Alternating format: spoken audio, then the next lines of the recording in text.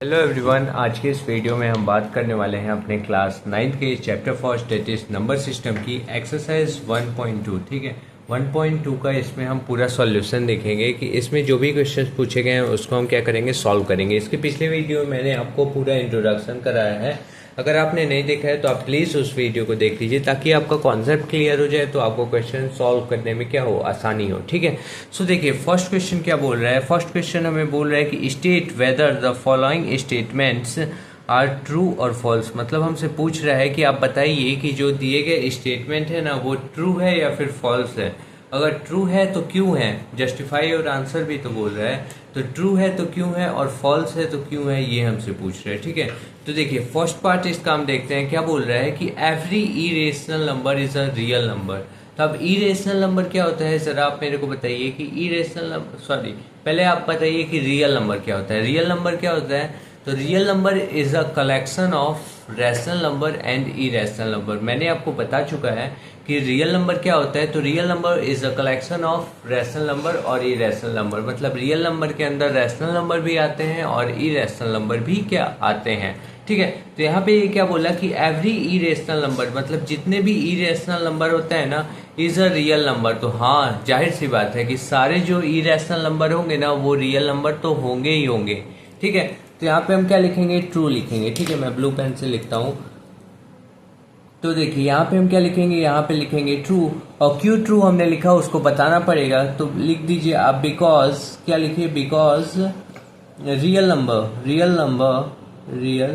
Number is a collection of, is a collection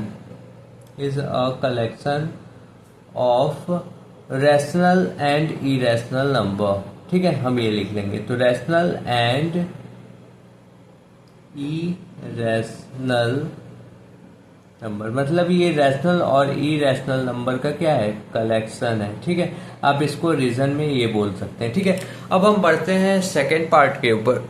second part देखिए क्या हमें बोल रहा है कि every point on the number line is of the form root m. इसको हम क्या पढ़ते हैं, रूट एम। तो हमसे बोल रहा है कि every point on the number line, मतलब नंबर लाइन क्या होता है। तो मैंने एक पेज लिया था आपको समझाने के लिए कि number line, first of all आप जानिए कि नंबर लाइन क्या होता है। तो एक सिंपली लाइन जिसके ऊपर हम नंबर्स को रिप्रेजेंट कर सकते हैं। कहाँ से कहाँ तक के नंबर्स, तो जहां से जहां तक का आपका मन करे, माइनस इन्फिनिटी से प्लस के इन्फिनिटी तक आप रिप्रेजेंट कर सकते हैं। नंबर लाइन पे हम क्या करते हैं, नंबर्स को रिप्रेजेंट करते हैं। ठीक है, तो हमसे क्या बोल रहा है कि every point on the number line, number line पे हर एक पॉइंट, मतलब यहाँ पे क्या होगा, सपोज करिए यहाँ पे हमारा 0 है, यहाँ पे क्या है, माइनस का 1 है। इधर जाएंगे तो क्या आएगा, माइनस का 2 आएगा। ये क्या होगा, माइनस का 3 होगा।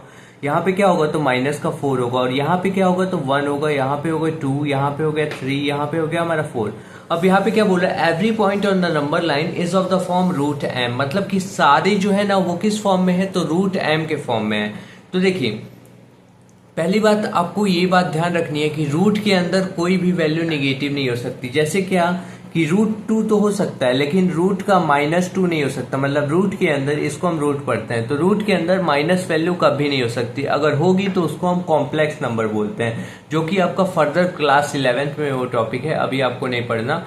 तो ये एक अलग ही मतलब दूसरा नंबर फॉर्म हो गया। लेकिन हमारा अगर नंबर होगा रूट के अंदर तो वो मतलब निगेटिव में नहीं होगा। निगेटिव में होगा, नहीं हो सकता है, पॉसिबल ही नहीं है। अगर होगा तो वो कॉम्प्लेक्स नंबर कहलाएगा, वो ऐसे रियल नंबर वगैरह नहीं कहला पाएंगे। ठीक है, सो यहाँ पे देखिए क्या बोल रहे हैं कि every point on the number line is of the form root m where m is a natural number. ऐसा पॉसिबल है क्या कि सारे जो नंबर लाइन पे नंबर्स हैं वो रूट एम के फॉर्म में, मतलब कि रूट के फॉर्म में। तो देखिए माइनस का 2 सपोज करिए हो भी गया तो ये नेचुरल नंबर है, नहीं है। तो वो बोल रहा है कि where m is a natural number, जहाँ पे एम क्या है, नेचुरल नंबर। तो नहीं, ऐसा नहीं हो सकता।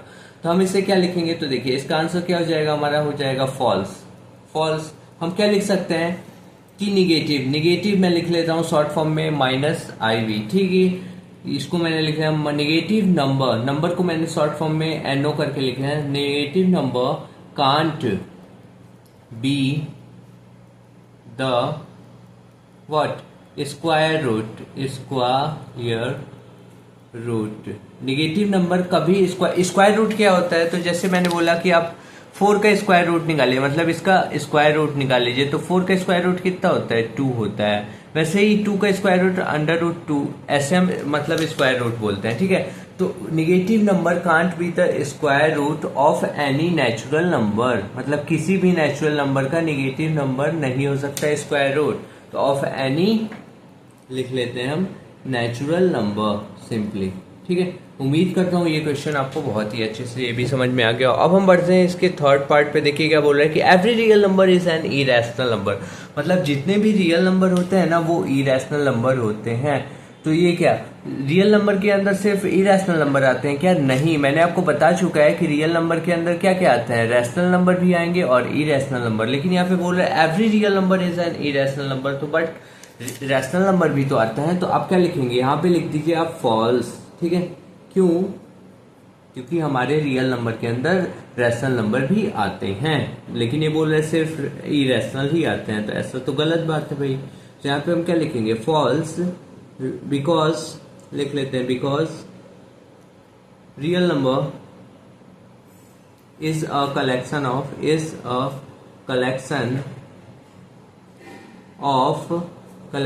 Of rational and irrational number. मतलब ये किसका कलेक्शन है? तो रैशनल एंड इरेशनल नंबर का क्या है, कलेक्शन है, ठीक है। रैशनल और इरेशनल नंबर, ठीक है। उम्मीद करता हूँ आपको ये वाला क्वेश्चन भी बहुत ही अच्छे से समझ में आया होगा। अब हम इसके सेकंड क्वेश्चन के ऊपर बढ़ते हैं। सो एक्चुअली देखिए क्वेश्चन नंबर 2 हमें क्या बोल रहा है कि are the square roots of all positive integers irrational. मतलब क्या होता है कि क्या हमसे पूछ रहा है कि are the square roots of all positive integer, मतलब जितने भी पॉजिटिव इंटीजर होते हैं, जैसे क्या कि 1 से लेकर के इन्फिनिटी तक के नंबर्स, मतलब 1 से लेकर के कहाँ तक के नंबर्स, इन्फिनिटी तक के नंबर्स। तो are the square roots of all positive integers irrational होता है क्या? मतलब सारे जो 1 से लेकर के इन्फिनिटी तक के बीच के नंबर्स होते हैं उनका अगर हम स्क्वायर रूट लें, मतलब कि ऐसा रूट लें, तो रूट 1 का वैल्यू क्या होता है, 1 होता है, जो कि एक रैशनल नंबर है। रूट 2 की वैल्यू क्या होती है, तो ये हमारी होती है 1.414, ऐसा चलता जाता है, तो ये एक इरेशनल नंबर है। वैसे ही रूट 3 की वैल्यू क्या होती है, रूट 3 की भी ये हमारा इरेशनल नंबर है। फिर रूट 4 की वैल्यू क्या होती है, तो ये हमारी होती है 2, तो ये एक रैशनल नंबर है। तो दोनों हमारा रैशनल नंबर भी आता है और इरेशनल भी आता है। लेकिन यहाँ पे क्या बोल रहा है कि are the square roots of all positive integers irrational, तो हम लिखेंगे no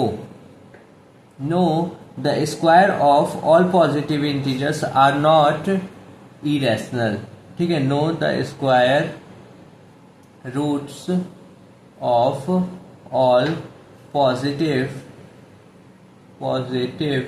integers are not irrational. मतलब ये क्या होता है, इरेशनल सिर्फ नहीं होते हैं, वो रैशनल भी हो सकते हैं और इरेशनल भी हो सकते हैं, लेकिन ये सिर्फ इरेशनल की बात हो रह सकता है। मतलब बोल रहा है कि ये सारे जो है होते हैं वो इरेशनल होते हैं, तो ऐसा तो नहीं है, वो रैशनल भी हो सकते हैं या इरेशनल भी हो सकते हैं, ठीक है।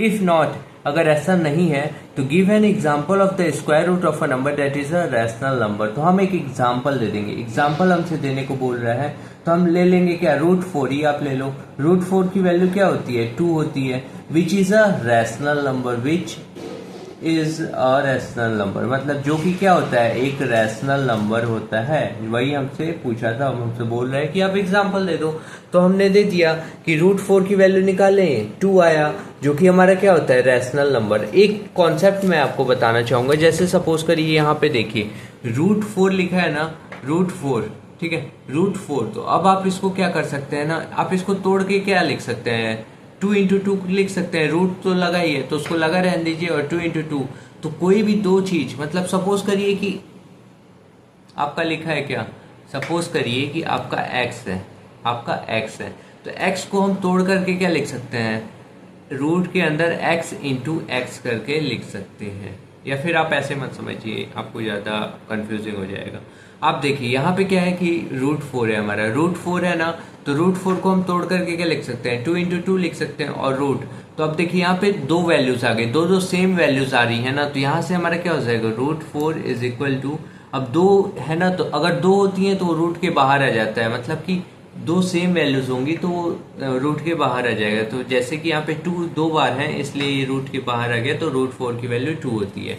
वैसे ही मैं आपको अभी एक्सप्लेन करता हूँ तो अभी और समझ में आएगा। देखिए कैसे, जैसे मैं एक लाइन यहाँ पे खींच देता हूँ, ठीक है। अब देखिए √x लिखा है ना, √x, या फिर सपोज करिए आपका क्या लिखा है, x लिखा है, x लिखा है। x का मतलब क्या हुआ, अगर वो होगा रूट के अंदर x इंटू एक्स करो ना तो वो x के ही बराबर होता है। मतलब x लिखा है मतलब रूट के अंदर 2 बार x कर दो, ठीक है। वैसे ही सपोज करिए मैं 9 का रूट लेता हूँ तो उसको मैं तोड़ कर क्या लिख सकता हूँ, 3 इंटू 3, तो 3 इंटू 3, और 9 का रूट हमारा क्या होता है, अब 2 बार आया ना तो इसको मैं रूट के बाहर निकाल सकता हूँ, तो 3 हमारा होता है, तो रूट हमारा हट जाता है, इसको एक बार हम लिख लेंगे।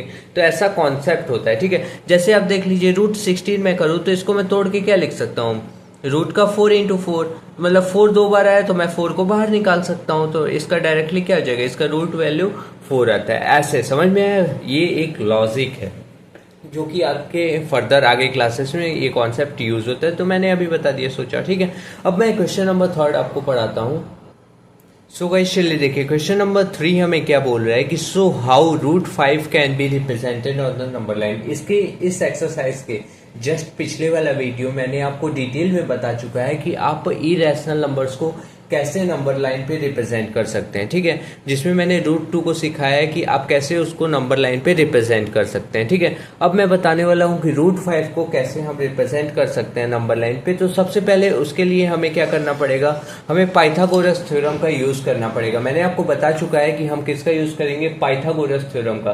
कभी भी इरेशनल नंबर्स को हमें अगर रिप्रेजेंट करना होता है नंबर लाइन पे तो हम किसका यूज करते हैं, पाइथागोरस थ्योरम का, ठीक है। सो हम क्या लिखेंगे पहले कि by using Pythagoras theorem, by using Pythagoras theorem, Pythagoras theorem क्या होता है। पाइथागोरस थ्योरम मैंने आपको बता चुका है कि पाइथागोरस थ्योरम जो होता है वो हमारा क्या होता है, हाइपोटेनस का square is equal to perpendicular का स्क्वायर प्लस में क्या होता है, तो प्लस में बेस का स्क्वायर। मतलब हाइपोटेनस का स्क्वायर फिर इज इक्वल टू परपेंडिकुलर का स्क्वायर प्लस में क्या होता है, हमारा बेस का स्क्वायर। अब मेरे को क्या हाइपोटेनस में √5 चाहिए, मतलब हाइपोटेनस में मेरे को √5 चाहिए होता है। तो मैं यहाँ से देखिए हाइपोटेनस के स्क्वायर को हटा करके मैं उधर क्या रूट चढ़ा सकता हूँ, ऐसा कर सकता हूँ, ठीक है। यहाँ से स्क्वायर को हटाऊंगा तो यहाँ पे क्या चढ़ जाता है, इधर साइड रूट चढ़ जाता है इक्वल टू के उस साइड, ठीक है। तो क्या हो जाएगा, p² प्लस में क्या हो जाएगा, हमारा बेस का स्क्वायर हो जाएगा, ठीक है। अब मेरे को ऐसी वैल्यू p और b की ऐसी वैल्यू रखनी है कि यहाँ पे क्या आ जाए, इसके अंदर √5 आ जाए मेरे को, क्योंकि √5 को बनाना है। तो p और b की ऐसी वैल्यू रखनी है कि √5 आ जाए, ठीक है। तो सपोज करिए मैंने क्या रख दिया, हम देखिए मैं क्या रख दूंगा यहाँ पे, तो देखिए यहाँ पे क्या मैं रख सकता हूँ, तो p की वैल्यू मैं 1 रख देता हूँ, 1 का क्या हो जाएगा, स्क्वायर हो जाएगा, और b की वैल्यू मैं 2 रख देता हूँ, तो 2 का क्या हो जाएगा, स्क्वायर हो जाएगा। अब देखिए यहाँ से मैं h की वैल्यू निकाल सकता हूँ, डेट इज 1 का स्क्वायर करने पे 1 आ जाएगा और 2 का स्क्वायर करने पे 4 आएगा, जो कि हमारा √5 के इक्वल होगा, ठीक है। अब आप ऐसा भी दिमाग में क्वेश्चन उठना चाहिए कि हम बेस की वैल्यू तो 1 भी तो ले सकते हैं और परपेंडिकुलर की वैल्यू 2 भी तो ले सकते हैं। हाँ, ले तो बिल्कुल सकते हैं, बट आपको उसको ड्रॉ करने में ना थोड़ी कॉम्प्लिकेशन होगी, ठीक है। इसलिए बेस को हम ज्यादा लेते हैं। हम हमेशा इस टाइप के क्वेश्चन सॉल्व करते समय बेस को ज्यादा लेंगे और परपेंडिकुलर को कम लेंगे, ठीक है, ताकि हमें बनाने में इजी हो। आप ले सकते हैं, लेकर के बनाएंगे तो बन जाएगा, ऐसा कोई दिक्कत वाली बात नहीं है, बट क्या होगा, कॉम्प्लिकेशन हो जाएगी, ठीक है। सो मैंने आपको बस ये बात ध्यान रखनी है कि हमें बेस को हल्का से ज्यादा रखना है, किससे, परपेंडिकुलर से। सेम भी है तो चलेगा, लेकिन ज्यादा होना चाहिए या फिर इक्वल होना चाहिए, कम नहीं होना चाहिए, ठीक है। सो हाइपोटेनस की वैल्यू मेरी क्या आ गई, √5, और बेस की वैल्यू क्या आ गई, तो 2 आ गई, और परपेंडिकुलर की वैल्यू क्या आ गई, तो 1 आ गई। मतलब 1 यूनिट हमारी परपेंडिकुलर की वैल्यू है, और बेस की वैल्यू अगर मैं 2 यूनिट लूंगा तो मेरा एक √5 क्या बन जाएगा, मेरा एक बन जाएगा, ठीक है। मतलब नंबर लाइन पे रिप्रेजेंट हो जाएगा सिंपली, ठीक है। अब देखिए, अब आपको इतना करने के बाद क्या लेना है, स्केल लेना है। स्केल पे मैं इंचेस साइड से ड्रॉ करूंगा एक लाइन, ठीक है। तो देखिए मैं कहां से कहां तक 1 इंच ले रहा हूं, इस वाली लाइन से इसके बीच का 1 इंच मानूंगा, ठीक है। कहां से कहां तक, तो सबसे पहले आप एक लाइन ड्रॉ कर लीजिए, सिंपली कुछ नहीं करना है, एक लाइन आपको ड्रॉ करना है। क्या करना है, एक लाइन, ठीक है। तो मैं एक लाइन ड्रॉ कर लेता हूँ, यहाँ पे मैंने एक लाइन को क्या किया, ड्रॉ किया, ठीक है, सिंपली। ये मैंने एक लाइन को ड्रॉ किया। अब मैं यहाँ पे नंबर्स मतलब कि लिख लेता हूँ। देखिए यहाँ से मैंने जीरो को लिया, ठीक है, जीरो को लिया। मैं सपोज करो कि इसके मिडिल यहाँ से नाप रहा हूँ, ठीक है। अब यहाँ से देखो ये हमारा हो गया। अब मैं इधर या यहाँ पे मेरा क्या हो जाएगा, यहाँ पे मेरा 1 यूनिट ले लेता हूँ। देखो यहाँ से लेकर के यहाँ तक के हम डिस्टेंस को 1 यूनिट, ठीक है। फिर यहाँ से लेकर के कहाँ तक के डिस्टेंस को मैंने ले लिया, ये मेरा हो गया 2 यूनिट, ठीक है। फिर आगे फर्दर चलता रहेगा, आप लाइन को आगे भी चला सकते हो, कोई दिक्कत वाली बात नहीं है, ठीक है। अब सपोज करो मैंने यहाँ से लिया था, अब ये जीरो के इधर भी मैं लाइन खींच देता हूँ एक, चलो कोई दिक्कत नहीं है।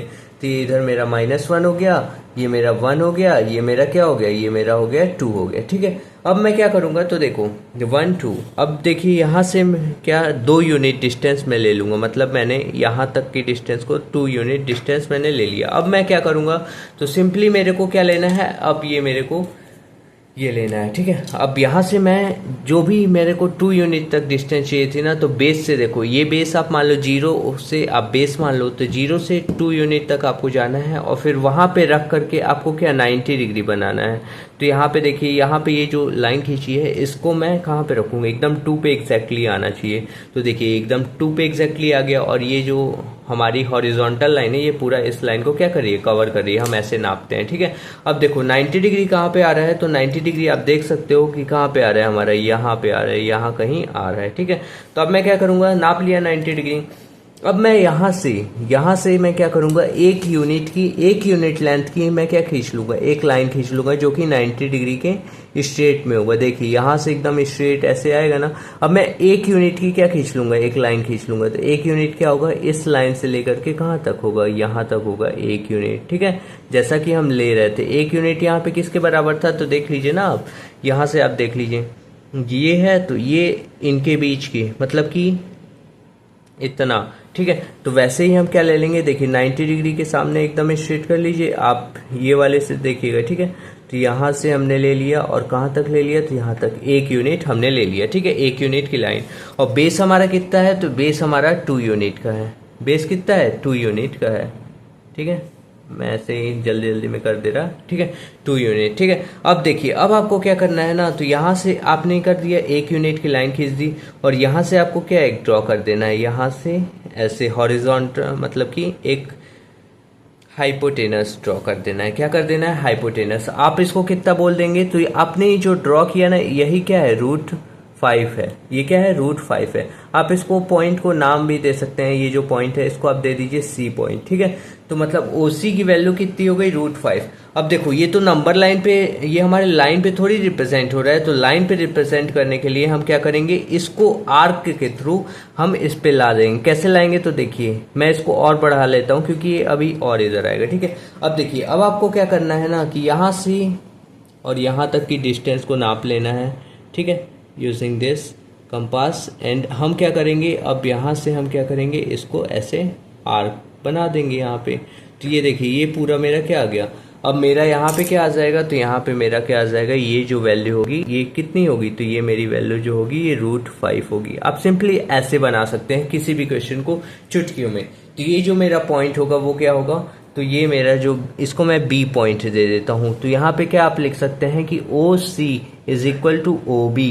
OC जो है वो किसके इक्वल है, OB के इक्वल है, जो कि किसके बराबर होगा, तो √5 के बराबर होगा। आप ऐसे किसी भी इरेशनल नंबर को नंबर लाइन पे इजीली रिप्रेजेंट कर सकते हैं, ठीक है। और क्वेश्चन नंबर 4 जो है वो क्लास एक्टिविटी के फॉर्म में है, तो उसको मैं नहीं करा रहा। अगर आपको डाउट आता है तो आप प्लीज कमेंट सेक्शन में बताइएगा, तो मैं जरूर आपको एक्सप्लेन कर दूंगा, कोई दिक्कत नहीं है वैसे, ठीक है। सो आज के लिए इतना ही रहने देते हैं, फिर मिलते हैं नेक्स्ट वीडियो में। Thank you for watching this video.